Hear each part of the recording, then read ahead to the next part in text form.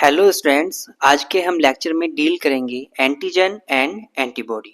तो एंटीजन और एंटीबॉडी को डिटेल में डिस्कस करने से पहले, इसके टाइप्स और इसका फंक्शन पढ़ने से पहले हम एक एग्जांपल के थ्रू समझने की कोशिश करेंगे कि एग्जैक्टली में एंटीजन और एंटीबॉडी का क्या रिलेशन है, इसका फॉर्मेशन कैसे हो रहा है और इसका ह्यूमन बॉडी से क्या रिलेशन है। ठीक है, तो एग्जाम्पल के लिए हम एक ह्यूमन बॉडी लेंगे।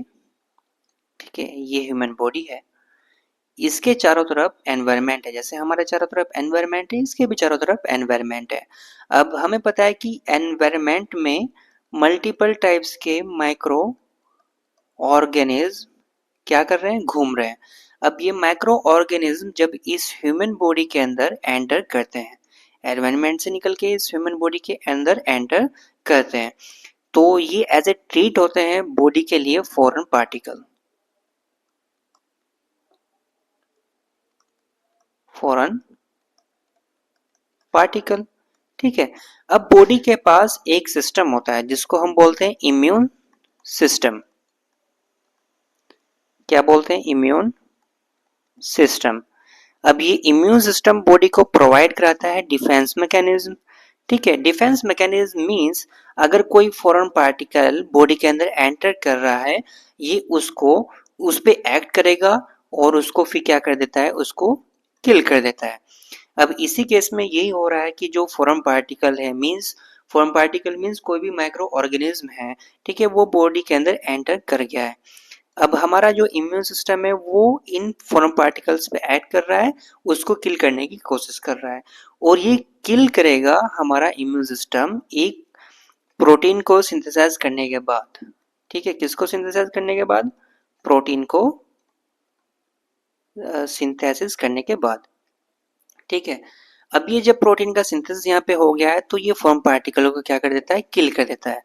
अब ये प्रोटीन का सिंथेसिस कैसे हो रहा है, इसका एक अलग लेंथी प्रोसेस है जिसको हम कभी डिटेल में समझेंगे।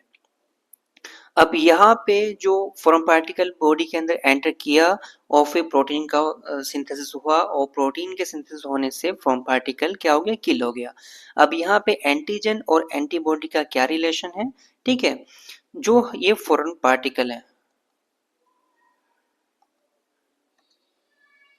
ये जो फॉरेन पार्टिकल है इसको हम बोलते हैं एंटीजन। क्या बोलते हैं इसको, एंटीजन। और ये प्रोटीन जो है इसको हम बोलेंगे एंटीबॉडी। ठीक है, मींस जो एंटीजन फॉरेन पार्टिकल था उसके अगेंस्ट एंटीबॉडी का फॉर्मेशन हुआ है। ठीक है, और वो एंटीजन कुछ भी हो सकता है। एंटीजन हमारा हो सकता है बैक्टीरिया हो सकता है, ठीक है, वायरस हो सकता है, फंजाई हो सकता है, ठीक है, कुछ भी हो सकता है। और एंटीबॉडी फिर इसके अगेंस्ट बनती है अगर बैक्टीरिया, मींस अगर ये फॉरेन जो पार्टिकल था ये बैक्टीरिया था, ठीक है, तो इसके बैक्टीरिया के अगेंस्ट एंटीबॉडी का फॉर्मेशन होगा और इस बैक्टीरिया क्या कर दिया जाएगा, किल कर दिया जाएगा। ठीक है, अब एंटीजन और एंटीबॉडी यहाँ पे क्लियर हुआ। अब एक और एग्जांपल हम लेते हैं, कोविड-19। कोविड-19 के केस में क्या था, अगर कोई पेशेंट है जो कि अफेक्ट हो चुका है कोविड-19 से, ठीक है, कोविड-19 से क्या हो चुका है, अफेक्ट हो चुका है। ठीक है, अब कुछ टाइम बाद 10 से 15 दिन बाद ये पेशेंट क्या हो जाता है, रिकवर्ड हो जाता है। क्या हो रहा है, ये 10 से 15 दिन बाद रिकवर हो रहा है। ठीक है, और ये कोविड-19 क्या है, यहाँ पे हमने देखा कि जो एंटीजन है वो वायरस भी हो सकता है, बैक्टीरिया भी हो सकता है। तो कोविड-19 वायरस है, तो ये एंटीजन हुआ। कोविड-19 क्या हुआ, एंटीजन हुआ। ये क्या है, एंटीजन है। अब जब ये पेशेंट रिकवर हो चुका है, मींस इसके इम्यून सिस्टम ने क्या बना दिया है, एंटीबॉडी का फॉर्मेशन कर दिया है। क्या कर दिया है, एंटीबॉडी का फॉर्मेशन यहाँ पे हो चुका है।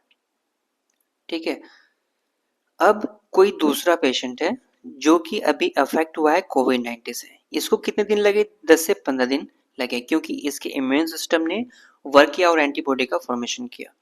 और कोई पेशेंट अगर न्यूली अफेक्ट हुआ है कोविड-19 से, तो क्या हो रहा था, जो पेशेंट रिकवर्ड हो चुका था हम उसका प्लाज्मा,